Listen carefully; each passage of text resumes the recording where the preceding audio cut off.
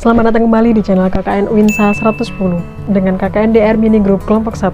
Pada hari Minggu tanggal 8 Agustus 2021, kelompok kami telah melaksanakan Zoom meeting dalam rangka sosialisasi pemanfaatan tanaman obat keluarga untuk meningkatkan imunitas tubuh di masa pandemi COVID-19. Sosialisasi Zoom tersebut diikuti beberapa warga dari Desa Pleret, Kelurahan Pleret, Kecamatan Pohjentrek, Kabupaten Pasuruan. Dengan pemateri dari salah satu anggota kelompok kami sendiri, yaitu Muratul Madaliyah. Sosialisasi tersebut diapresiasi baik oleh warga Desa Pleret, yang mana ditunjukkan dengan antusiasme partisipan yang ikut dalam acara tersebut. Berikut cuplikan video kegiatan sosialisasi kesehatan mengenai pemanfaatan tanaman obat keluarga dalam meningkatkan imunitas tubuh yang diikuti oleh warga Desa Pleret. Dari kegiatan sosialisasi tersebut, pemateri menjelaskan beberapa hal penting mengenai tanaman obat keluarga atau toga, baik pengertian, pemanfaatan, kelebihan dan kekurangan, serta bagaimana pengolahan toga secara tepat sesuai dengan kebutuhan. Jadi tanaman obat keluarga atau toga adalah tanaman yang biasanya memiliki khasiat untuk kesehatan yang bisa ditanam di lahan atau pekarangan rumah keluarga untuk keperluan obat-obatan. Jadi sepertinya tidak asing ya kita temui karena biasanya juga digunakan oleh ibu-ibu untuk sebagai campuran bumbu masakan. Dan lanjut ke manfaat dan tanaman obat keluarga atau toga. Jadi di sini ada beberapa manfaat. Yang pertama yaitu sebagai obat alami untuk keluarga. Jadi tanaman obat keluarga di sini memang fungsinya itu memiliki khasiat yang baik untuk tubuh, baik itu untuk mencegah, meringankan ataupun menyembuhkan berbagai penyakit yang kita alami. Kemudian yang kedua yaitu untuk memperindah halaman rumah atau pekarangan rumah. Jadi kita itu tidak hanya bisa mempercantik halaman rumah kita dengan menanam tanaman hias saja, tetapi kita juga bisa menanam tanaman obat keluarga yang mana selain bisa mempercantik dan memperindah dan mengasrikan halaman atau pekarangan rumah kita, juga kita bisa manfaatkan dan kita kelola untuk dijadikan bahan obat-obatan atau mungkin sebagai bumbu masakan. Kemudian yang ketiga yaitu sebagai lahan bisnis. Jadi tanaman obat keluarga yang dibudidayakan di suatu daerah khusus atau mungkin kita sediakan lahan kosong ya, kemudian kita budidayakan tanaman obat keluarga di situ, kita jadikan apotek hidup. Nah, itu kita bisa jadikan lahan bisnis, kita bisa bisniskan, kita bisa jualkan ke masyarakat di sekitar kita yang membutuhkan tanaman obat ini ya. Nah, yang selanjutnya yaitu sebagai campuran jamu tradisional. Jadi tanaman obat keluarga di sini bisa dijadikan bahan campuran jamu tradisional, dikarenakan yang kita ketahui bahwasanya memang jamu tradisional itu sebagian besar atau mungkin semua bahannya itu dari bahan-bahan alami ataupun bahan herbal. Oke, selanjutnya di sini ada kelebihan dan kekurangan dari tanaman obat keluarga. Jadi kelebihan yang pertama yaitu sudah pastinya murah, dikarenakan kita bisa mendapatkannya secara mudah. Dan atau kalau kita mengambil secara langsung pekarangan atau di halaman rumah kita, itu malah bikin gratis ya. Yang kedua yaitu resistensi obat, merupakan penurunan efektivitas kerja obat. Kemudian selanjutnya yaitu yang ketiga, keterbatasan obat.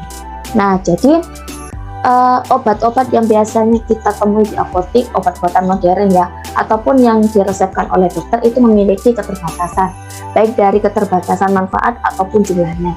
Jadi kalau misalkan keterbatasan manfaat di sini bisa berupa karena tidak semua penyakit itu bisa ditemukan obatnya di obat-obatan yang kita temui di apotek ataupun yang diresepkan dokter. Kemudian yang kedua yaitu keterbatasan jumlah. Jadi keterbatasan obat yang ada di apotek atau yang diresepkan dokter itu memiliki keterbatasan jumlahnya karena yang diproduksi di pabrik atau PT-nya itu terbatas ya. Seperti kasus peristiwa melonjaknya kasus COVID kemarin di Indonesia yang sampai mengakibatkan masyarakat itu berbondong-bondong membeli suplemen, vitamin, dan obat-obatan di apotek sehingga beberapa apotek banyak yang kosong stoknya seperti itu. Dan untuk restock lagi itu lumayan lama. Kemudian yang kekurangannya yaitu tanaman obat keluarga di sini tidak ada petunjuk dosisnya. Jadi tanaman obat keluarga ini karena tidak seperti obat-obatan modern yang kita temui di apotek yang kandungannya sudah jelas, presentasinya berapa, dosisnya berapa. Dari pemaparan pemateri tersebut dapat disimpulkan bahwa tanaman obat keluarga merupakan tanaman yang memiliki khasiat yang dapat digunakan untuk pengobatan. Selain itu, toga juga dapat digunakan sebagai campuran bahan masakan, memperindah halaman rumah, lahan bisnis, dan campuran jamu tradisional. Selanjutnya, pemateri menjelaskan tentang manfaat beberapa tanaman obat keluarga dan bagaimana cara pengolahannya sesuai kebutuhan. Oke, langsung saja ke bagian tanaman obat yang berkhasiat. Nah, di sini ada beberapa bagian tanaman obat yang bisa kita manfaatkan ya. Yang pertama yaitu bagian daun, kemudian yang kedua yaitu buah. Kemudian di sini ada akar ya, bisa kita lihat bersama. Kemudian ada biji, kemudian di sini ada batang, kemudian ada umbi-umbian. Nah, biasanya ini sudah familiar ya. Kita langsung saja ke pembahasan selanjutnya. Nah, di sini ada manfaat kesehatan dari seledri. Jadi, yang pertama manfaat kesehatan dari daun seledri ini. Yang pertama adalah menurunkan tekanan darah. Yang kedua mengurangi kolesterol. Yang ketiga sebagai antiseptik alami. Cara mengolah seledri. Nah, di sini contohnya kita buat jus seledri ya. Kalau perlu kita tambahkan beberapa buah lainnya seperti buah nanas, buah mint, apel dan lain sebagainya. Kita minum secara rutin setiap harinya dan dianjurkan ketika sebelum makan ya. Jadi ketika keadaan perut sedang kosong. Kemudian selanjutnya manfaat kesehatan daun sirih. Nah, di sini ada beberapa manfaat. Yang pertama yaitu meringankan sembelit, yang kedua menjaga kesehatan mulut, yang ketiga sebagai obat luka dan infeksi, dan yang terakhir adalah obat nyeri punggung. Nah, di sini bisa teman-teman lihat ya bagaimana cara mengolahnya. Kemudian lanjut ke manfaat kesehatan dari daun kelor. Nah, yang pertama sebagai obat diare, disentri atau radang usus. Jadi permasalahan di organ pencernaan ya. Nah, cara mengelolanya atau cara membuatnya yaitu kita rebus dulu daun kelor ke dalam air, kemudian kita bisa tambahkan madu 1 sendok makan saja, kemudian kita minum. Oke, selanjutnya ke pembahasan terakhir ya. Jadi pembahasan terakhir yaitu tentang bawang putih. Jadi manfaat dari bawang putih ini salah satunya yaitu sebagai obat batuk dan mengatasi sesak nafas. Bagaimana cara mengelola bawang putih ini sebagai obat batuk dan sesak nafas? Yang pertama yaitu kita menghaluskan bawang putih, kemudian kita rebus ke dalam air hingga mendidih, kemudian kita tiriskan, kita saring.